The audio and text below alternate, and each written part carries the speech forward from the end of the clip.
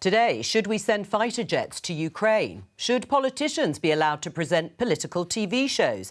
And are awards ceremonies right to go gender neutral? This is Politics Live.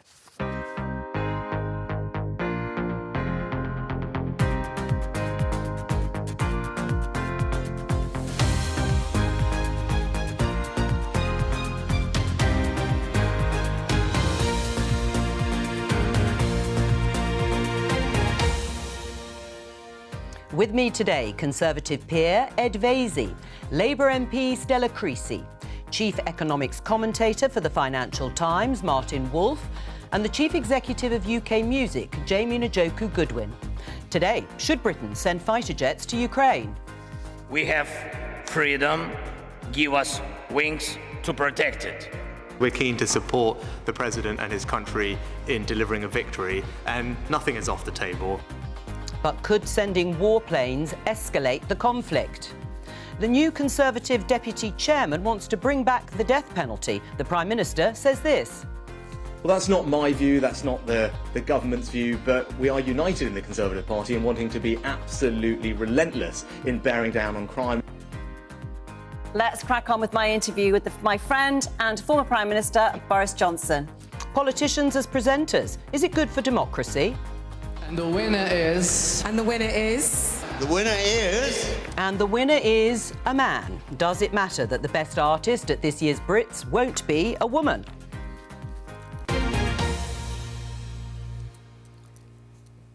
Let's start with Lee Anderson. You heard a bit about him in the headlines. He is the new Deputy Chairman of the Conservative Party, appointed by Rishi Sunak, the Prime Minister. Here he is on the front page of The Spectator.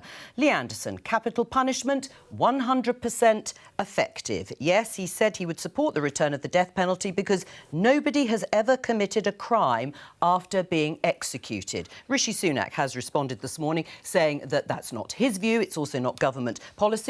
Does it matter that there are odds over this? No, not in the slightest. I mean, Margaret Thatcher was in favour of capital punishment and she was the Prime Minister and leader of the Conservative Party, and she didn't bring back capital punishment. I can't remember. I think there may have once been a free vote when Margaret Thatcher was Prime Minister, but there'll be plenty of Tory MPs, I'm sure, who are in favour of capital punishment. There may even be ministers who are in favour of capital punishment. Nobody seriously believes any political party will advocate returning to capital punishment, but Lee Anderson is entitled to his views. Do you agree with that? Does it matter that Lee Anderson holds that view in contrast to Rishi Sunak and Conservative Party policy? It's not that he holds that view, it's that he holds that position, because he's now the deputy of the Conservative Party. So it's one thing having somebody like Lee Anderson as a great kind of distraction exercise from some of the people in the cabinet and the things that they get up to and say, like Suella Braverman. It's another thing putting him into a position of responsibility and saying this is the modern Conservative Party. And I suspect quite a lot of people... And also, frankly, I just think it's quite insulting to people in the Red Wall to argue that this is what people in the Red Wall all think. Nobody in any area is of one mind, and I certainly recognise there'll be people in seats across the country who will look at Lee Anderson suggesting that dead people don't commit crimes and think, and that is what they want us to vote for next time. The Red Wall, of course, those seats that the Tories won from Labour in traditional heartlands from the Labour Party. Lee Anderson represents the Ashfield constituency, and there has been some commentary that he was appointed as Deputy Chairman in contrast to the Chairman, Greg Hands, who is a Southern MP and was a Remainer. But to come back to the question, does it matter? Well, does it matter? I have absolutely no idea how this will play out, but what is obvious to me are 2 points. Culture war is obviously a central part of our politics, as it is of many other countries, and it's one of the things that keep the present coalition on the Tory coalition together. So it seems to me perfectly understandable, and they've been consistently playing these sorts of tunes, that somebody should make this remark because it probably does align with some of the people who support them. The other thing that struck me as just as a matter of logic, since he apparently seems to have referred to the effectiveness of capital punishment in stopping people from committing crimes rather than murder, the logic would seem to be that he suggests all criminals should be executed. Jamie? So I don't agree with him, obviously, but I say that. I think one of the things we need to be quite careful of is recognising that actually there are lots of people that do. And when we talk about this, I don't think we should necessarily be dismissive or looking down on these sorts of comments, because actually there are lots of people that will agree with him. There are lots of people who think he's right, particularly in constituencies around the country. And I think having a sort of a narrative where we're sort of dismissing people and saying these views are completely and utterly wrong and actually looking down on them can be having a sort of detrimental impact towards people all around the country. Of course, that's why the question was, does it matter that his view is not aligned with Rishi Sunak or the Conservative Party? The YouGov survey on the death penalty in February last year shows that 4 in 10 Britons do support the death penalty. But does it matter that he is out of line with the Prime Minister's views and the Conservative Party in terms of policy? So I think it speaks to what a challenge there is for the Conservative Party, particularly at the next election, of, in 2019, holding together a coalition that was essentially united by a dislike of Jeremy Corbyn and a desire to get Brexit done. And at the next election, both those factors are not going to be a feature. And how is a current Conservative Party going to go into election to be able to hold together that coalition that it's seeking to hold together of affluent southern voters and more working class northern voters? I know it's nowhere near as simple as distilling it into just those terms, but I think there's a political challenge here for how you hold together those voter groups going into the next election. Let's talk about President Zelensky, his visit yesterday. He's been in the European Parliament in Brussels today, and his call for fighter jets. Have a look at a couple of the front pages. The Daily Telegraph has "Give us wings for freedom." You heard President Zelensky in the headlines talking about that. The Guardian has "Give us wings. Zelensky calls for UK fighter jets in historic address." The Sun has this, picking up on President Zelensky meeting with King Charles. "Thanks for the tea. Now give me your jets." And finally, in the Daily Express, it says, "Send Zelensky all our jets." That's really reflecting comments made by the former Prime Minister Boris Johnson. So he obviously had made his views clear. We've also heard from Rishi Sunak subsequently that nothing is off the table when it comes to sending weapons to Ukraine, but the Defence Secretary Ben Wallace has been pointing out some of the difficulties involved, speaking to the BBC. Let's have a listen. It's always much more complicated. The environment in Ukraine is covered by electronic warfare and jamming and all sorts of things, which the Russians always have had quite a strong pedigree in. So it's not as easy just flying through the sky. For your viewers who like Formula One, right, without a pit crew, a Formula One car basically can't start, and it certainly can't last more than a few laps. And when you start doing high-end sophisticated weapons like fighter jets, there's a pit crew that comes along with it, and we have to ask questions about that as well. So it's more complicated than perhaps it seems. But in principle, should we be sending those fighter jets that President Zelensky has asked for? Boris Johnson says we should.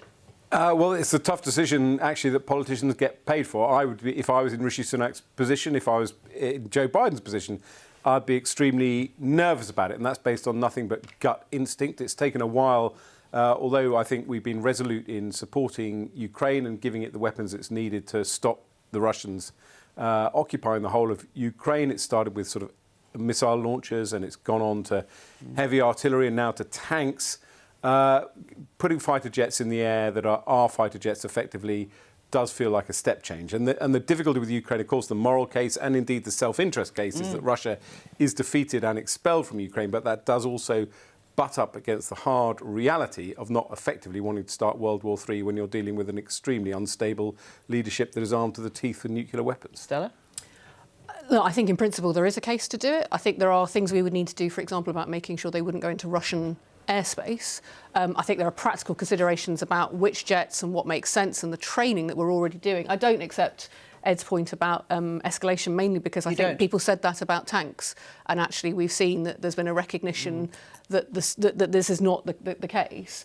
But I think absolutely there's a case in principle, and we should be exploring it and looking at how quickly we can support them, because it is in our interest for this conflict to end, and it is in our interest for Ukraine to win. And you cannot stand in a hall shouting Slava Ukraini, but not then say you're on your own, folks, which is what the alternative would be. Well, we're not saying we're on your own, because we have given them tanks and so on, and it's not clear whether jets are actually needed, because the Ukrainians are using drones and they have missile defence systems, which is the main aerial threat that the Russians are using now. So we're certainly not saying we're on your own. It's just whether this is such a step change that it creates risk than it... Well, flowing from that, George Robertson, Defence Secretary under Tony Blair, former Secretary-General of NATO, he said to the BBC yesterday, along similar lines, we should do much more, he said, to help Ukraine and send them many more tanks. We have agreed to send tanks, not hundreds, but he warned that air power specifically could risk escalation because we would need to suppress enemy air defences in Russian territory. So that's where I think that's where I think there is a genuine question about the assurances about whether they would go into Russian territory. But I think in terms of Ukraine itself and what you could do with fighter jets and the assurances, that's a conversation I think we should and we could be having very quickly. The way I think about this is, first of all, we're focusing on the UK. This is not really about us. We are a Pacific important partner in the coalition. This has to be a Western decision. This is a huge decision, and we're not going to take it if the US says this is crazy. It seems to be obvious. The second question, is it going to be militarily effective? And I'm not an expert. No. I have to ask whether it will be militarily effective. The third issue, obviously, is whether we can contain the escalation danger. And I think there are real dangers because it will involve fighting over Russia. And I think the Russian regime is not completely predictable. But my final comment is we want Ukraine to win. Right. And, well, that's the imperative. Whether this is, which means getting rid of the Russians from their soil. If this is a necessary condition for this, then I would personally support it subject to safeguards. Remember, once they've got the planes and they're flying them, it's going to be very difficult to determine where they're going to be used. So there is a really big step change with this. Right. I mean, the question is about would this tip the offensive in Ukraine's direction? Would they be able to defeat Russia and the Russians more quickly? So there's a practical question here, which, as you heard Ben Wallace saying there, these planes, you don't just put them in a package, send them over, and suddenly they're good to go. There's all sorts of training that's needed. They need ground crews, they need supply crews. So there's a practical question. But I think, as sort of Stella has said, we want Ukraine to win this war. We need Ukraine to win this war. And I think we need to be very careful that we don't get into a situation where we do what we need to do to ensure Ukraine doesn't lose, but don't do enough to ensure that it can actually end this conflict. Right. I mean, I think there's also a question about how much kit and equipment that we actually have when it comes to jets. Again, I'm not an expert on these issues, and I don't know how many planes would actually be and fighter jets would actually be necessary. It is very difficult to call. As you said, you want to make the decision. But Martin's comment about it being a sort of coalition decision. I mean, Germany decided to send those tanks when it felt it had cover from other nations, particularly the United States. Do you think a coalition could be brought round on this? Well, I agree with Martin. I think it would be a US-led decision, not least because I suspect that most of the planes we could supply, well, as I understand it, the Typhoon is obviously a Eurofighter, so the other three countries that are part of that coalition would probably have to agree to it. And obviously the other planes we have, which we're unlikely to send, would be the F-35, which is obviously a US plane, so it would be an American decision. But such a step change like this, I think, would have to be sanctioned by the Americans. And the Germans played a game. You know, they have incredibly complicated domestic politics as far as Ukraine is concerned. And Schultz played the game, as it were, well, because he got the Americans to agree to send tanks when he decided to send tanks. And it was coming to a critical point, and it was the Americans, effectively, who conceded the point to Schultz. He wasn't left standing on his own, sending Leopard tanks to Ukraine. UK can lead it. I mean, in this sense, well, and I think in a way, from the point of view of the Americans and possibly the Germans, playing this role, which you've done really since the beginning, of being the first to indicate support, helps shift it. But we're not going to do it, it seems to me, without, above all, US support. And we are already training Ukrainian fighter pilots. So, I mean, you know, it's not a new step in terms of a completely new area of engagement. I think the question is how quickly this can be resolved. But if you're looking about whether there would be general support in Parliament, I think there would be, because there is a recognition that this, as long as it's about the Ukraine and not, as I cannot stress enough about this issue about Russian airspace, that I think would be a red line for many of us, because that's a difference between actually what are you doing to free Ukraine from Russian attack and actually anything further. And that's where I think we're already... You think most MPs would support it? I mean, Keir Starmer it was pretty clear, of course, President Zelensky had arrived in the UK, and so his questions, Prime Minister's questions, were about unity and strength of purpose in terms of Ukraine. But you think most MPs would... I think there's a general consensus that having started with supporting tanks, that actually there isn't this idea that this is somehow so completely different that we haven't got a mechanism for making making that decision. There are practical questions about our capacity. There are practical questions about what are the right planes. There are technical things you can do about airspace issues, actually. When we talk to people in the RF, there are there. The question is how quickly we can get on and make that call, because the sooner that decision is made, the sooner Zelensky knows what he can do next. I mean, Boris Johnson said we have more than 100 Typhoon jets, more than 100 Challenger 2 tanks. The best single use for any of these is to deploy them all. He says we'll deploy them now for the protection of the Ukrainians, not least because of how it will guarantee our own long-term security and the difference it'll make here. It is, but it's got to be a strategically led decision, right? This isn't just a question of throwing a load of weapons or throwing a load of equipment and ammo at Ukraine and just expecting it to go the way you want it to be. Again, it's the sort of things, I don't have the expertise for this, but I think we all agree we want Ukraine to win this war.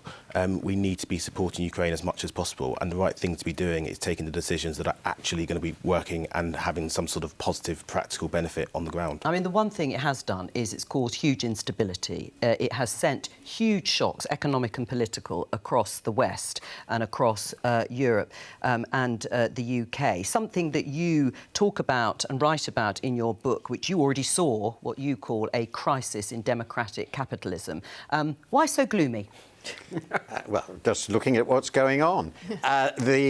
On this specific issue, and it is an important one, since 2007, we've gone through quite a series of massive economic shocks. I actually think it's not clear about the present one, that far and away the most important was the global financial crisis, which has had an immensely long tail. I won't go into all the other stories covered in my book, but one of the things I show in my book is that we have suffered, all Western countries, but the UK is among the worst, staggering declines in real income growth since the global financial crisis. We've not recovered from it. In the UK case, to take the example, real GDP per head last year was 30% below what it would have been if the pre-2007 growth crisis had continued. 30% shortfall. I argue that across the whole West, this has had the tendency of legitimizing populists in different ways, whose basic argument is the elites, namely the civil service, central banks, established politicians with their established views, financiers, business people, they're incompetent. They don't know what they're doing. They can't grow the economy. They can't manage the finances. We want somebody different. And so just to give the most important example, that's why Donald Trump became leader of the Republican Party. And effectively, interestingly, he still is. And if it's not going to be him, it'll be another not dissimilar person. A lot of this has turned, not all, into right-wing populism, and that has triggered and exacerbated the sort of culture war thing we're seeing here, which is a very pale shadow. You think that's happened here? No, it's a very pale shadow. I'm not going to tell you that we've got a little bit of it. In the US, it's really is a war. All right. Now, that is destabilising. To bring it back here, when you're talking about living standards declining, particularly in the UK since the crash, the Conservatives have been in power one way or another since 2010. Do you take responsibility for what Martin has set out to some extent? Well, not personally, but I do think that I agree with Martin's thesis. He says grandly to a top economic commentator, in the sense I've always thought, you have to go back to the economic crisis to look at the problems that we're facing in this country and in other countries as well. And whether or not the economic crisis kind of led to Brexit, it certainly added to the fertile ground in which you could get a vote in which we decide to leave the European Union. And I've always thought as a kind of layman, if you like, if only a few bankers, frankly, had gone to prison after 2008, that might have lasted the boil, because there is this idea that the elite just carries on completely unscathed, having kind of wreaked havoc, and even worse, being bailed out by hard-working taxpayers for the havoc that they have wreaked. Whether or not you get a revision of the Conservative Party's record in government is going to be interesting. I mean, I wonder, and again, I'm not an economic expert, whether the austerity that we imposed in 2010 was the right strategy, just as one wonders while we personally, some of us look up to what Margaret Thatcher achieved. You wonder whether the austerity imposed in the very early 1980s caused such a revision of all an impact history that was too much, and these will be debated. I mean, just to pick up on the austerity point, broadly, broadly, Labour at that point, post-2010, was probably going to do something a little bit similar in terms of the cuts that were going to come in, whether it was day-to-day spending or capital expenditure too. What do you think has contributed to this sort of crisis, as Martin calls it, in democratic capitalism? So I'm going to challenge that just because I look back at what the Labour government was doing in 2008-9, and absolutely it was investing. Yeah, but no, but I'm sorry, I just think Gordon Brown had a fundamentally different view of what was possible to George Osborne. George Osborne ripped out public services, he ripped out local government, he made us a less resilient economy. So then when further shocks came along, we were unable to cope. And I look at the impact of austerity, it is ongoing. And this government, we haven't even talked about how offensive the Liz Truss headline and the idea was that she was brought down by the left-wing establishment rather than the fact that people's mortgages were going up and up and up. I think separately on this, what's really interesting, there's some research that's just come out of the London School of Economics about how hostility has bled from politics into everyday life. So what does that mean in practice? It means that a quarter of us in the UK won't let our kids play with the children of people who we disagree in how they vote with. And I think that's quite extraordinary and quite worrying, because it's not actually about whether you're having a political argument. It's about this idea that people are not just polarised, but hostile towards each other. We are the worst country for therefore wanting other people who we disagree with to do well. And I think that speaks, especially for those of us who are concerned about how you might bring the country together. All the division that we've seen that's economic is compounding cultural and social divides, and our politics right now is very much about finding someone to blame and to hate. And that's why Lee Anderson is so good, because he's part of that culture about find someone to blame rather than a solution. And whether you're on the left and the right, politics ought to be about solutions to the challenges that you face, not let's find someone and say something daft instead. What do you make of what you've heard from Stella? And we should say you used to work for a Conservative government minister. Name just so him. people... Name him. Who did you work for, Jamie? I was Matt Hancock's special advisor. You were indeed. Somebody had to be. I feel like I want to quiz But on the basis of that, well, you've just won first prize, but we don't have any prizes for you. Do you agree, though, with what Stella is saying? Culturally, the sort of hostility that has bled from the politics post-2010? It's interesting, isn't it? I mean, earlier I said I disagree with Lee Anderson, obviously, and I sort of regret saying that, because I almost I said that and I tried to put myself back from it, because I sort of almost assumed that everyone thinks the way I do. And actually there is almost an element I think lots of us have got, and it happens a lot in Westminster, of assuming that because you think something, you're not just right, but everyone else will think the same as you. And again, I'd love to go for a beer with Lee Anderson and argue with him why I don't agree with him, why I think he's wrong.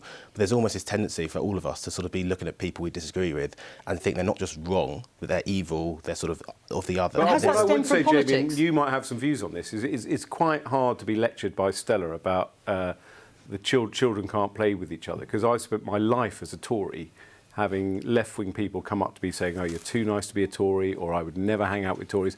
I find the Tories have always been much more tolerant of the left than the left has been of the Tories. Sorry, did I say that to you? Because you and I are just working together in our common opposition to the EU retained law bill, and That's I reached correct. out to you. Yes. So actually, but I think I do want to pick up on Jamie's of... point, because it's not about either you agree or you're abusive to people. At some point, you can disagree. I have people I disagree with. I can disagree passionately with Lee Anderson, but not want ill to befall him. Economics of this. I'm neutral. I've not been a member of a party for 40 years, so I won't discuss what I vote. The austerity was a mistake. I wrote about it at the time. This is not exposed. I won't get into whether Labour would have done the same, but it wouldn't have done it in the same way. That's clear, because about 85% of the cuts, of the closure, was done through spending cuts. 85%.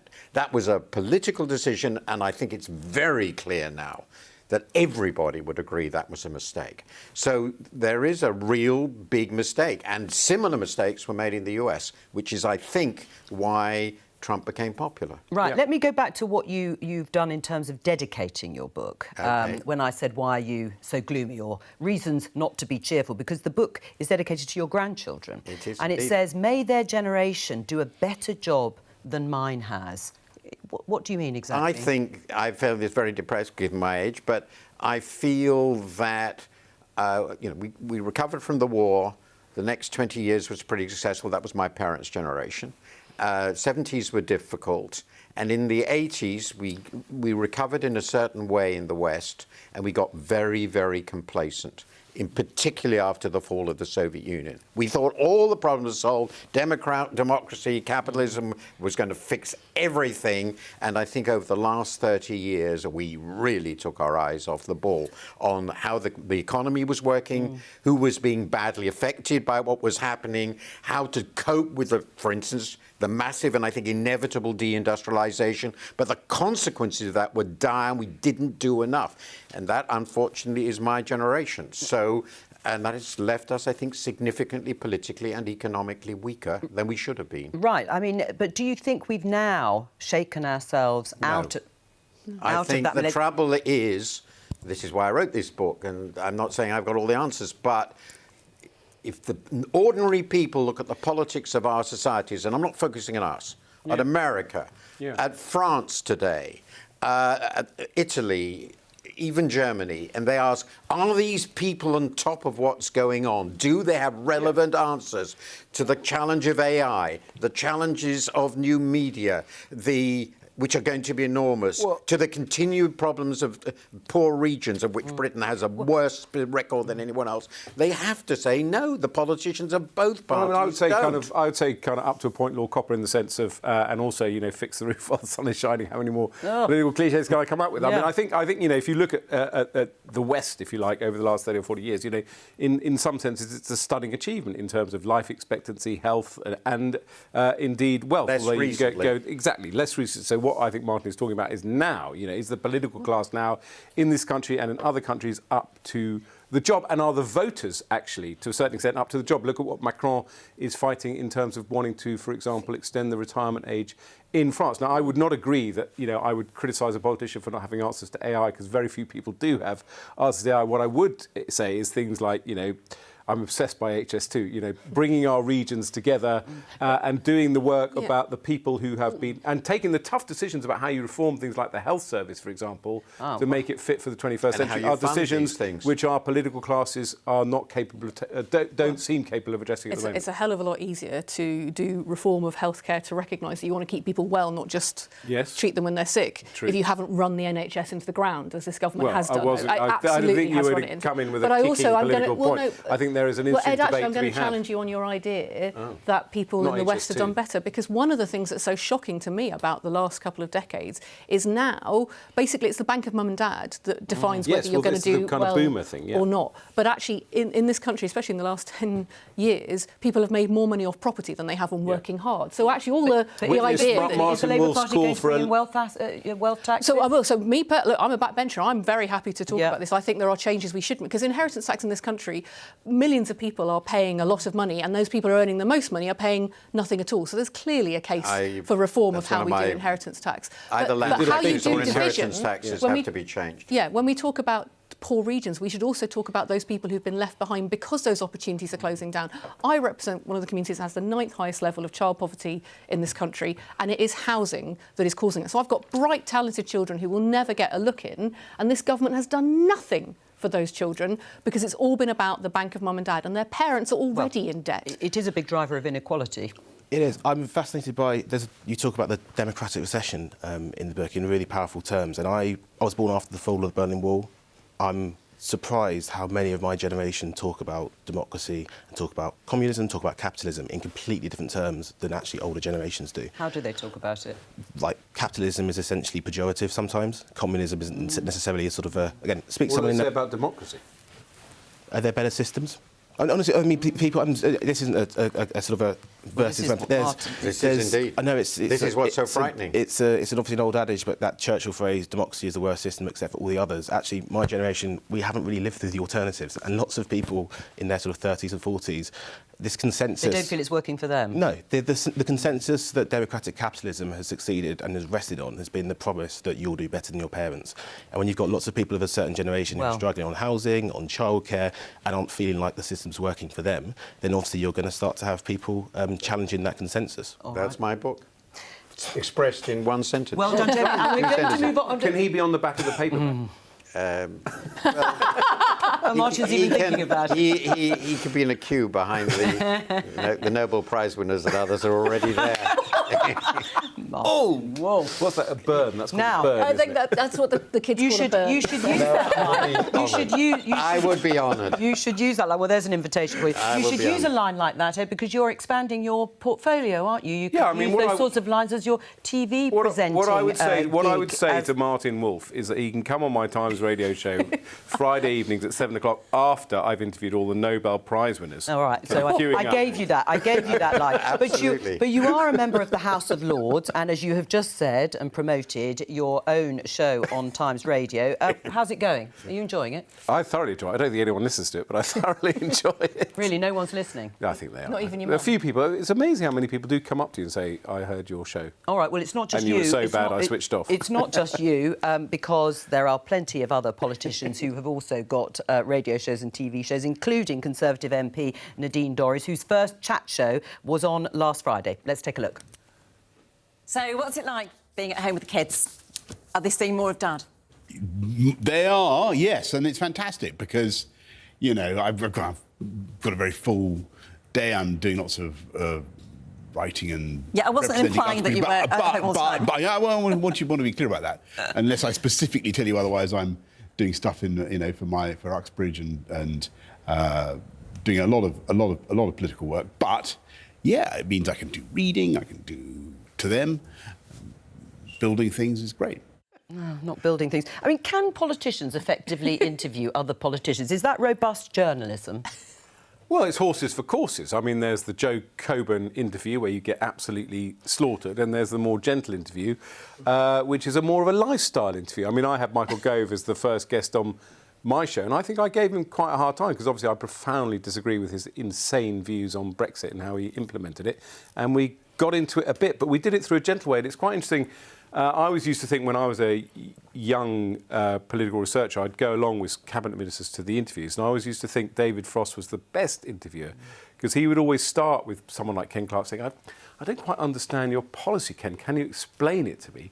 And the guard was down, whereas I always thought the Paxman style of, you know, you're lying to me, you lying so-and-so, the guard is up, you don't get anything. Stella, what do you think about this idea? I mean, it's not just Conservative politicians. David Lammy, Shadow Foreign Secretary, has got his own show on LBC Radio. God, I'm promoting everyone else's programmes here. But anyway, but it's okay. It's okay, Joe. From that clip, I think your job is safe.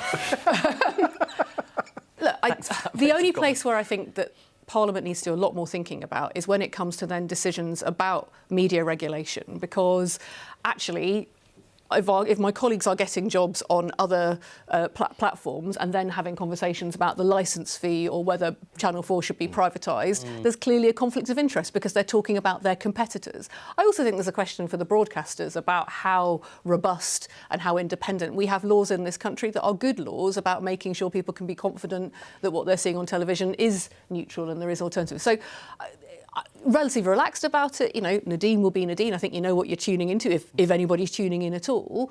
But I do think there are questions for us to make sure that it doesn't then undermine what is good governance in Parliament and good governance for our media. Jamie? Yeah, I completely agree with that. If there's no conflict of interest, it shouldn't be an issue. If anything, actually, sometimes it can be a real benefit to have someone who's been in government, has been a minister, actually sort of like presenting things Ed. like I should say most of my show is about culture. But again, you've got a former culture minister who sort of actually can be approaching things from with some of the political background and policy background. Actually, I find Ed's show incredibly rich, incredibly revealing. I think one of the comparisons on the back of my paperback. Martin, what do you think? Is there a line? Is it I been think the House blurred, of the Lords line? different. Well, I was thinking about this because it's really not an issue I thought about at all. What? But no, it's not my thing. One thing I was thinking about, is it an indicator of a bigger question on which I have a very controversial view, which is that our MPs are seriously underpaid. How much do you think they should be paid? I mean, Yeah, I know you're going to say, but that's what- £84,000 a year, is it? I think. And actually, what you should care about much more is that our staff are Let Martin underpaid. name the salary. I'm going to name the salary. I want the salary to be sufficient to persuade people you think it's for more? to that this is a career that they can take on and succeed in. And this is related, in my view, that with the exception of people here, people in our Parliament aren't quite as good as I think they should be. Oh, right. Yeah, on both sides. I think we're all being burned now. And that's really important. The second point I wanted to make, the second completely different point, is it does seem to me one of the problems we're getting into is that this is, it has come to be seen as a branch of show business. And I don't think politics should be seen as a branch of show business. Unless, of course, it becomes more relatable to people. I mean, there is another side. We'll come back to the issue of paying MPs properly in the way you see it. But what about the fact that maybe some politicians, maybe like Ed, are trying to be even more relatable than he is? I'm not trying to be relatable. Oh, you're not? All right, then. No, He just wants free tickets. I'm a past-it politician anyway. No, I think one of the things people often don't realise is that a lot of what the public see of politicians is the cleared line to take, the statement in the chamber, and actually often you don't see... I mean, even... What, like Matt Hancock in The Jungle? That's what he wanted to see, the real Matt Hancock. I mean, it's strange. When I worked in Westminster for Matt, lots of my normal non-political friends weren't particularly interested in my job, and they're now really fascinated by me because I used to work for him. Really? Well, I mean, that is a serious point. It does mean I do think, that people I just want to be... I don't think this is about MPs not being able to earn... I mean, it's a full-time and then some job, and if you don't realise it's a full-time and then some job, you shouldn't be doing it. I think this is about people trying to find different ways to... No, but I think this is about people trying to find different ways to have conversations, and in a democracy, the fact that those conversations have been so shut down, and I look at the behaviour in the chamber, and I'm not proud of a lot of behaviour in the chamber on all sides, frankly. I do think we need to find different ways of doing it. I just think it doesn't come without consequences and complications. No, I think you're right to point out the conflicts. I think the public, well, the listeners obviously enjoy it because people appearing on these commercial radio channels like David Lammy, it clearly works for LBC. So, but I do agree with you that one has to be careful, and it's become... There is an element, am I talking myself out of a job here, that of laziness. You know, we've got another 2 hours to fill on the radio, let's get another politician because they'll jump at it. But I'm quite interested in terms of, you know, Jamie, why you're not going to become an MP? Is it because of the money? Because of the money? Yeah.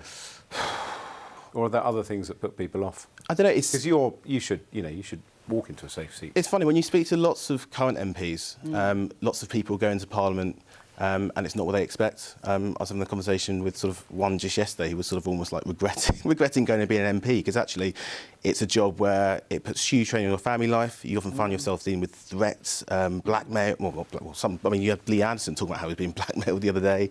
And again, as Martin says, again, I don't think you should be going into politics purely for money, but there are lots of people in Parliament who are essentially going for go for pay cuts, and actually it's a sort of role or job that actually doesn't necessarily appeal to people. But you also said, Martin, that it's become a branch of show business. What's wrong with that? Well, I have this strange old-fashioned view that government is very difficult, policy is very difficult, it needs to be thought through. I don't wish to go through all the mistakes, I mean, really obvious mistakes made in the last 15 to 20 years. No, and I think part of the problem is the people making the decisions at the top level, and ultimately depend on politicians, don't know enough. Right. They don't know enough, they're not competent enough, and they don't know what they don't know. And that gives us, I think, politicians who are in many ways worse than those of 30 or 40 years ago. On both sides, with a distinguished exception. The word showbiz is to a certain extent, a substitute for lack of long-termism. I mean, I don't think politicians do think beyond the next election and what policies, and they announce policies to get headlines, to get votes, without thinking, how is this going to be implemented? You know, and how long is it going to last? This is also the environment we ask people to go into. You talk about family, you know, the way Parliament works does not reflect a modern workplace. It is Hogwarts gone wrong. The idea that 650 people should have all the answers is mad. This is why we need to reform the way in which we do democracy. All right. Because also it's not opened up to a very diverse group of people, and it continues not to be opened up to a very diverse group of people, and yet the public is a diverse group of people. Let me just show you this. That in my book too. Oh well, that's all in your book. Yep. No, I doubt this is in your book. But anyway, let's have a look at this headline in the Times.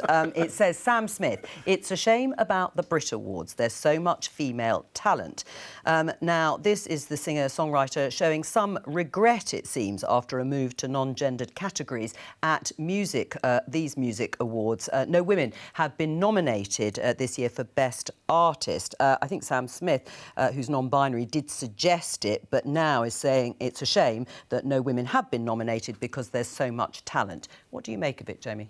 So obviously, 2 years ago, there were these criticisms that the Brits were discriminating and meant that people who were non-binary couldn't be nominated and couldn't don't win awards.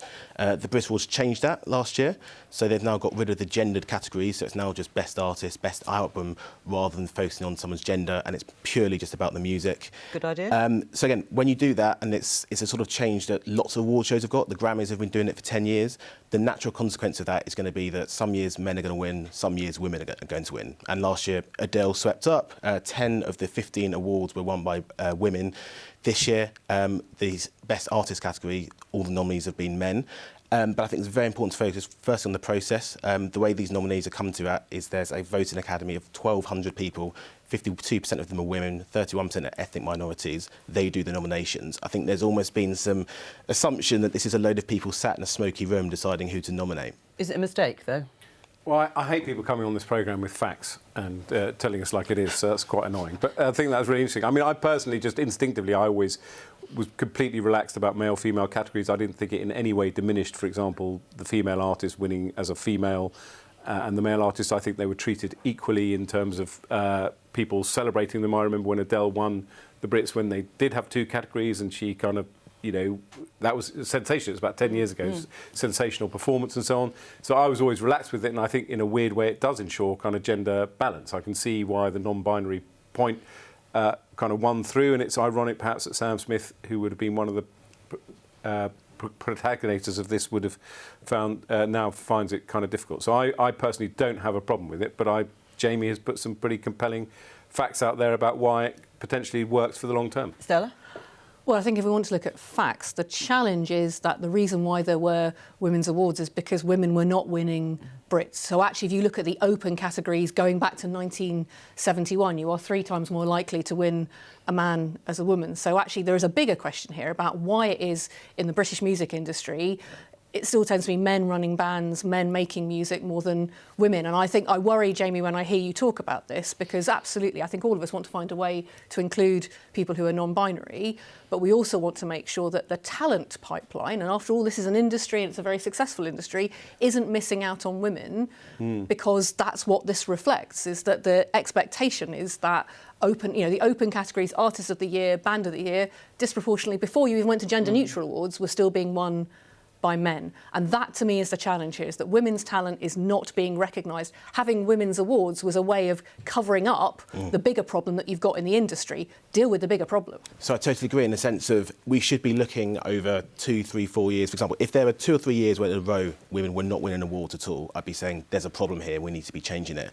I think if you're just taking a snapshot of a single year and drawing conclusions from that, I don't think that's necessarily the right way to be. I'm going back to 1971 and I looked at the figures and it's 3-1. So what is the ratio that you think is acceptable? It's not about there being an acceptable ratio of sort of like over the last couple of years or so. This is why I don't think you can draw the conclusions just of a single year. They've had this. That's going back 50 years. But they've had this change. Obviously, this change has gone back 2 years. Yeah, it's interesting that Sam Smith is regretting it though so quickly after 1 year. I mean, do you think there is a risk that if it were to continue, that there were no women or few women in that best artist category, or as you were saying, in the best band, that would be potentially a problem?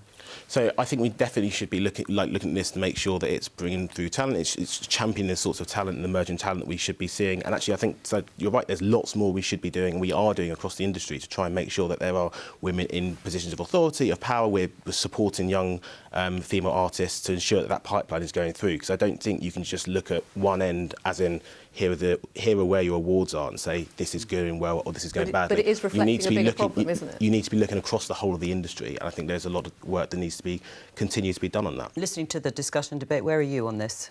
I don't really, I'm afraid, have very strong views about it. But I was thinking when I was asked about it, of course they're nothing like as important because they don't appear on the BBC, but we have lots of journalism awards. And one or two myself. Oh. And so far as I know, I'd be interested, but as far as I know, there's never been any discussion of the possibility of having a prize just for female journalists, I suppose. At least none of the awards are male journalists. No. And it would seem a very strange idea to me. Would it? Why? Because they're not different. They're doing the same thing. And why would one want to say that a prize for a female economics commentator as opposed to for a male economics commentator. Essentially, we're doing the same thing. And by the way, some of the most successful economic journalists in our country. Parliament. It's not about the people winning the awards, it's about the people making the decisions, not seeing the talent. And the Women in Journalism Awards are fantastic, and they were run by very senior women. That's all we have time for. Thank you to all of my guests. I'll be back tomorrow with Politics UK. They can carry on talking, and we'll be back with Politics Live a week on Monday.